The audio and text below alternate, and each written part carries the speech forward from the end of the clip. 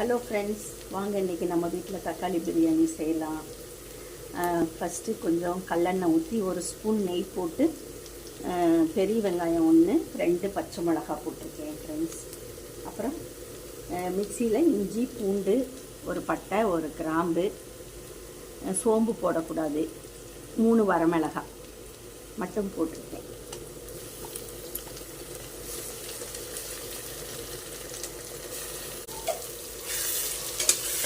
இது நல்லா பச்சை வாசம் போகிற வரைக்கும் இது கொஞ்சம் எண்ணெயில் நல்லா இந்த மசாலா வணக்கிக்கணும் ஃப்ரெண்ட்ஸ்.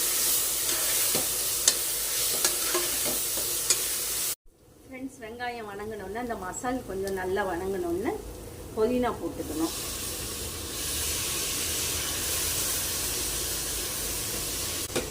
புதினா போட்டு வதக்கி தக்காளி ஃப்ரெண்ட்ஸ் 1.5 டம்ளர் அரிசிக்கு ஒரு 6 தக்காளி பழம். பெரிய தக்காளியாக இருந்தால் 6, சின்னதாக இருந்தால் ஒரு 10 போடலாங்க ஃப்ரெண்ட்ஸ். அப்போ தான் டேஸ்ட்டாக இருக்கும்.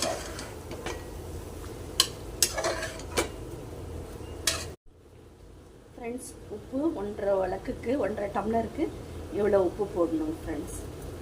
வணக்கிறதுல தான் டேஸ்ட்டே இருக்குது. நல்லா வணக்கிட்டே இருக்கணும் ஃப்ரெண்ட்ஸ். இந்த மாதிரி நல்லா வணங்கணும். தக்காளி நல்லா வணக்கி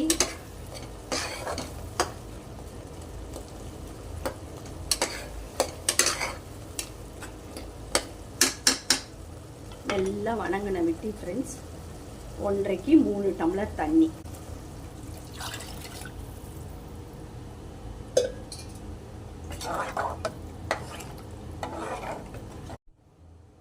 ஃப்ரெண்ட்ஸ், தண்ணி நல்லா கொதிச்சோன்னே அரிசி போடணும்.